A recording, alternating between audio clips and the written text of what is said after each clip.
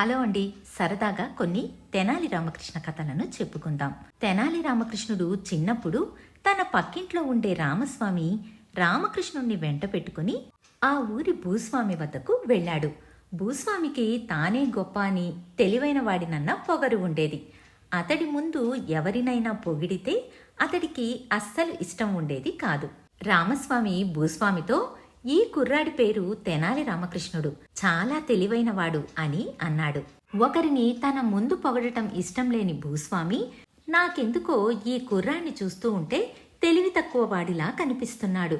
చిన్నప్పుడు తెలివైన వాళ్లుగా నటించేవారు పెద్దయ్యాక గొప్ప మూర్ఖులు అవుతారు అని అన్నాడు. భూస్వామి తనను ఎగతాళి చేస్తున్నాడని రామకృష్ణుడికి అర్థమైంది. భూస్వామి మాటలు రామస్వామికి ఇబ్బందికరంగా ఉన్నా ఏమీ అనలేక ఊరుకొన్నాడు.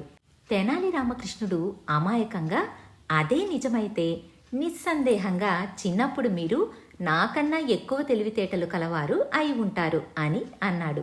తాను తీసిన గోతిలో తానే పడ్డట్టు అయ్యింది భూస్వామికి. రామస్వామి అతి కష్టంగా నవ్వును ఆపుకున్నాడు. మరొక మంచి కథను విందాం.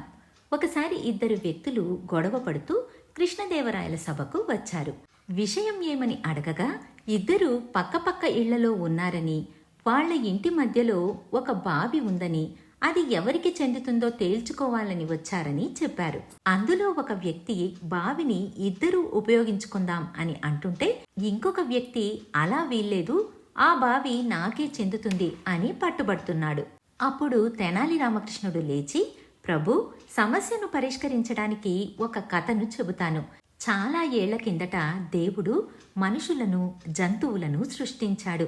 జంతువులు ఒకదానితో ఒకటి కొట్టుకుంటూ జీవిస్తూ ఉండగా, మనుషులు మాత్రం తమ వద్ద ఉన్న వస్తువులను ఒకరితో ఒకరు పంచుకుని కలిసి బతకసాగారు.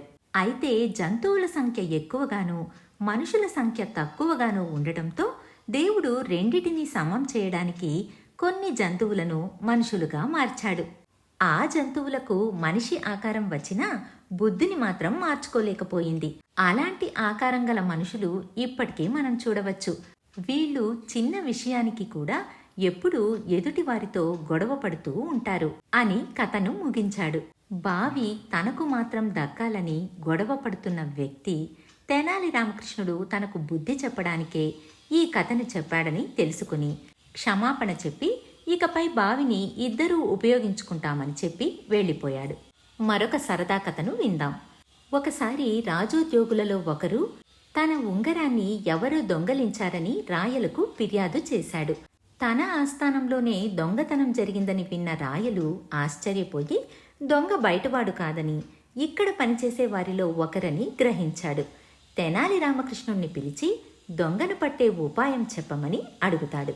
రామకృష్ణుడు సభకు ఒక గాడిదను తీసుకుని వచ్చి, ఇది సామాన్యమైన గాడిద కాదు, దీనికి కొన్ని శక్తులు ఉన్నాయి, ఇది మాట్లాడగలదు, ఇదే ఈ సమస్యను పరిష్కరిస్తుంది అని చెప్పి, మనం చేయవలసిందల్లా ఒక్కొక్కరుగా వచ్చి గాడిద తోకను పట్టుకుని నేను దొంగను కాను అని చెప్పాలి అన్నాడు. ఒక్కొక్కరుగా వెళ్లి తోకను పట్టుకుని నేను దొంగను కాను అని చెబుతూ వచ్చారు. అందరి చేతులు నల్లగా మారింది.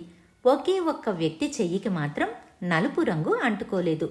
ఇతనే దొంగ అని తేల్చేశాడు తెనాలి రామకృష్ణుడు. విషయం ఏంటంటే, తోక కింద రామకృష్ణుడు నలుపు రంగును అద్దాడు. దొంగ మాత్రం తాను తాకితే మహిమగల గాడిద ఎక్కడ తానే దొంగను అని చెప్పేస్తుందేమో అని భయపడి అతడు తోకను తాకనే లేదు.